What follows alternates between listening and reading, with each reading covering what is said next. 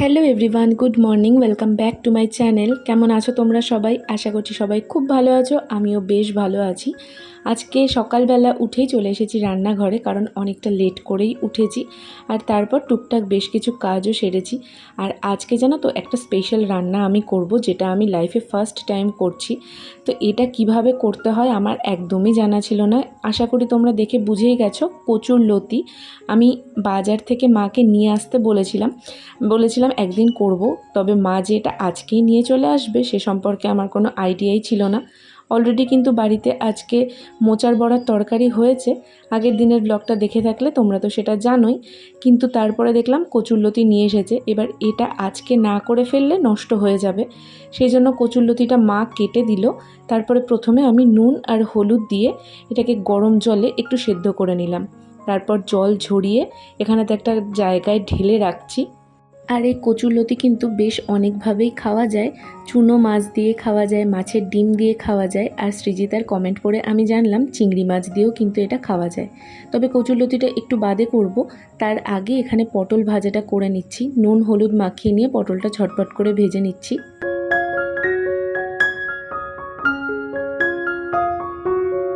এদিকে রান্নার কাজগুলো যেহেতু আমি করছিলাম, ওই জন্য মাকে আর সেভাবে কিছুই করতে দিইনি। মোচার বড়ার তরকারিটার জন্য মা আজকে প্রচণ্ডই খাটাখাটনি করেছে। সত্যি কথা বলতে মোচার বড়ার তরকারিতে প্রচণ্ডই খাটনি, সেটা আমি আজকে ভালোভাবে বুঝে গেলাম। সেই জন্য মাকে বললাম তোমাকে আর কিছু করতে হবে না। তবে মা ওদিকে একটু চা করেছিল। সকালবেলা থেকে আজকে চা একদমই খাওয়া হয়নি। আর মা এই এলাচ দারচিনি লবঙ্গ সব কিছু দিয়ে চাটা এত সুন্দর বানায়, আমার চা এর ধারের কাছেও যাবে না। আর মায়ের হাতের এক কাপ গরম চা যদি সকালবেলা মুখের সামনে জুটে যায়, এর থেকে সৌভাগ্যের আর কিছু হতে পারে না। তাই বিস্কুট নিয়ে বসে পড়লাম, আগে চাটা খেয়ে নেব। ওদিকে পটল ভাজাটা হয়ে গেছে, বাকি রান্না তারপরে হবে।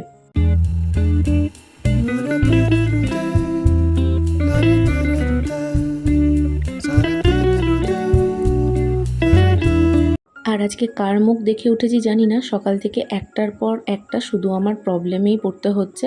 প্রথমে তো সকালবেলাটা হলোই, কারেন্ট ছিল না। এত বাজে লাগছে, প্রত্যেক দিন সকালটা বেলা করে আমাদের কারেন্ট চলে যাচ্ছে।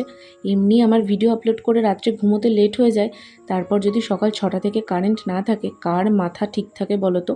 সেই 8টা পার করে কারেন্ট এসেছে, ফলে ঘুমের আমার একদম 12টা বেজে গেছে। আর এদিকে মা হাসছে কেন জানো? মাছের ডিমটা ভেজে তুলেছি আর মা সাথে সাথে নিয়ে খেতে আরম্ভ করেছে। আর আমি ক্যামেরাটা ধরেছি, তাই বলছে ক্যামেরা কেন করছিস, একটু খাচ্ছি তো কী হয়েছে। সেটা নিয়ে একটু হাসি মজা হচ্ছিল। ওদিকে তারপর কচুরলতিটা আমি করে নিয়েছি। ডিমটা অনেকটা বেশি হয়ে গেছিলো, এতটা তাই আর দিইনি, কিছুটা ভাজাই রেখে দিয়েছি। আর দেখলেই তো পেঁয়াজ রসুন দিয়ে তার মধ্যে কচুরলতিটা অ্যাড করে দিয়ে ভালোভাবে ভেজে নিয়ে এখানে ডিমটা দিয়ে নামিয়ে দিয়েছি। প্রথমবার করেছি তাই খুব একটা দর্শনধারী হয়নি, তবে খেতে কিন্তু মোটামুটি খারাপ লাগছিল না। এখানে মাকে টেস্ট করতেও দিয়েছি, আর মা তো যাই করে দেবো তাই বলবে ভালো হয়েছে। তবে আমি নিজেও একটু টেস্ট করে দেখলাম, মোটামুটি ভালোই হয়েছে। শুধু জানো তো নুনটা একটু কম দিয়ে ফেলেছি। এই নুনের আইডিয়া আমি একদমই পাই না, হয় বেশি হয়ে যায়, না হয় বেশিরভাগ ক্ষেত্রে আমি নুন একদম কম দিয়ে ফেলি। যাই হোক, ওইদিকে সমস্ত কিছু কমপ্লিট করে এসে এখন বিছানাটা তুলে নেব, কারণ আজকে সকালবেলাতে উঠেই ওদিকে চলে গেছিলাম। মোচার বড়ার তরকারির রেসিপি তোমাদের সাথে শেয়ার করার চক্করে আমার আজকে আর খাট ঘর কিছুই গোছানো হয়নি, তাই জন্য প্রথমেই চটপট করে বিছানাটা গুছিয়ে নিলাম। আর মা তো সকালবেলা উঠেই ঘরটা মুছে দেয়, সেই জন্য সেই একটা কাজ কিন্তু আমার একদমই থাকে না। তারপরে বিছানাটা গুছিয়ে জানলা টানলা ভালোভাবে খুলে আগে ঘরটাকে একটু ঘরের মতন দর্শনধারী করব, কারণ এরকম পর্দা টর্দা দেওয়া বলে না ঘরটা গরম হয়ে গেছে। আর আমার আজকে ঘুম কাটছেই না, কারণ একদমই ঘুম হয়নি রাত্রিবেলা ঠিকঠাকভাবে।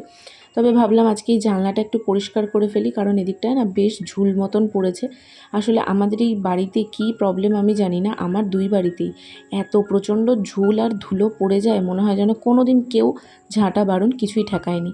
তো সেই জন্য একটু ভালোভাবে পরিষ্কার করে নিলাম। আর এদিকে টিকটিকিতে তো এত সুন্দরভাবে সেবা করেছে, সে আর চোখে দেখার না। সেগুলোকেও সব পরিষ্কার টরিষ্কার করে এখন এই কুশনগুলোকে ভালোভাবে সাজিয়ে রেখে দিলাম।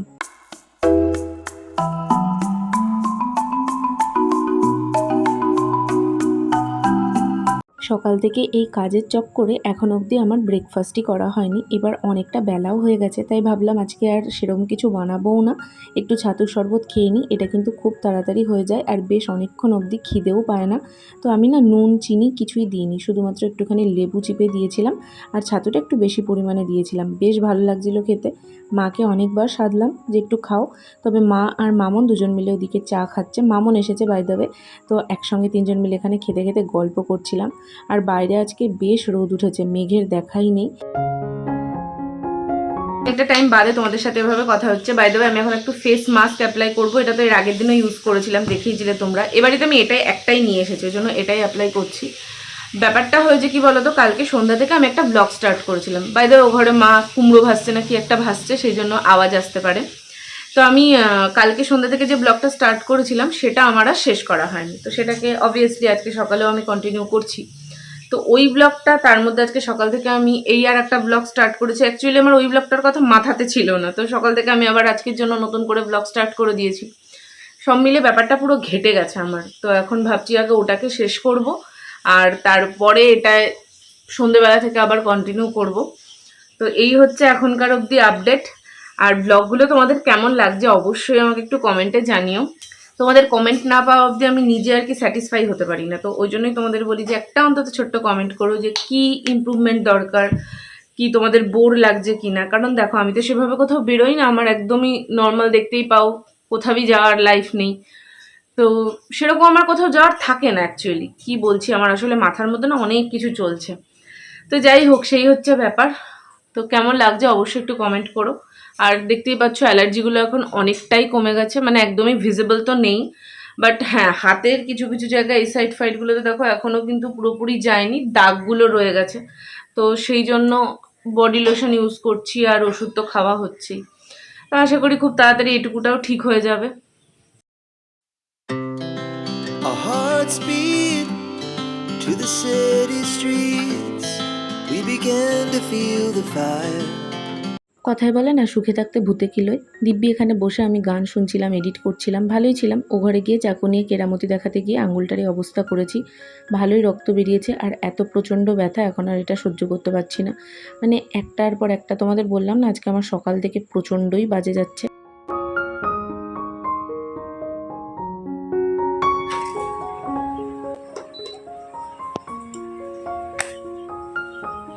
বেশ অনেকটা টাইম ওটা নিয়ে আহা উহু করার পর দেখলাম ব্যথা তো কমছে না, আর বরফও নেই যে একটু দেবো, তাহলে একটু ব্যথা হয়তো রিলিফ পেতাম। তারপর এখানে চলে এলাম আমি মুখ ধুতে। আর এখানটা করে যখন জল ঠেকছে না, জীবনটা মনে হচ্ছিলো বেরিয়ে যাচ্ছে, বাট কিছু করার নেই। ফেস প্যাকটা এখানে রিমুভ করলাম, আর তারপর থেকে না শরীরটা একদমই ভালো লাগছিল না, যে কারণে এই বেলাতে আমি আর কিছুই শেয়ার করিনি। তো একদম তোমাদের সঙ্গে সন্ধেবেলায় দেখা হচ্ছে।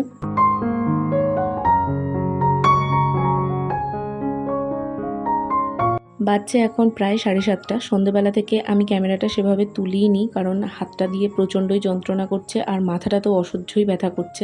আসলে রাতের ঘুম দেখবে সারাদিন ঘুমোলেও পূরণ হয় না, আর সেভাবে ঘুমটা আমার হয়ও নি আজকে। তো সেই জন্য না শরীরটা একদমই ভালো লাগছিল না। যাই হোক, মা এখন রাত্রিবেলার জন্য এখানে রুটি করবে। তো আমি বললাম রুটি না করে একটু পরোটাই করো, যাতে খেতে ভালো লাগে। রুটিটা আমার অতটা ভালো লাগে না, জানি পরোটা খাওয়া উচিত নয়, তবে একদম ভালোভাবে সেঁকে নিয়ে অল্প তেলে করব। তো সেই জন্য অতটা বেশি আনহেলদি হবে না। পরোটার সাথে আলু পেঁয়াজ ভাজাও হবে, সেই জন্য আমি এখানে আলুটা আর পেঁয়াজটা কাটতে বসে পড়েছি, কারণ মা একটু দোকানে গেছে। তো সেই ফাঁকে আমি এগুলো চটপট করে নিচ্ছিলাম, কারণ রাতে সেরকমভাবে তরকারি নেই, মানে দুপুরবেলার তরকারি ওই একটুখানি আছে।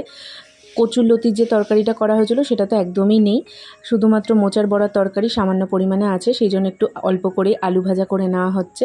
তো সেটাই আমি এদিকে চাপিয়েও দিয়েছি, আর এর মধ্যে কিন্তু মা দোকান থেকে চলেও এসেছে। আসলে সাদা তেলটা ছিল না, সেটাই আনতে গেছিলো মা। তো এদিকে আমি চটপট করে এই ভাজাটা করে নেব। আমার শরীরটা এই মুহূর্তে দাঁড়িয়ে একদমই ভালো লাগছিল না।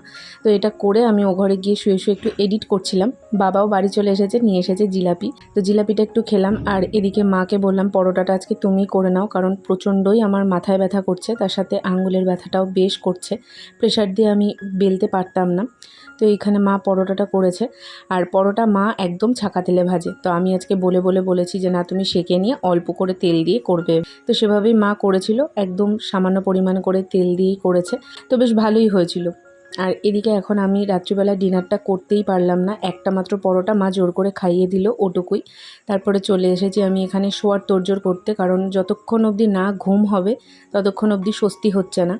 তো সেই জন্য বিছানাটা গুছিয়ে জানলা টান্না লাগিয়ে দিলাম। আর আজকের ব্লগটা আমি এখানেই এন্ড করছি। যদি কিছু ভালো লেগে থাকে তাহলে একটা লাইক করে দিও, চ্যানেলে প্রথমবার হলে চ্যানেলটা সাবস্ক্রাইব করে পাশে থেকো। টাটা।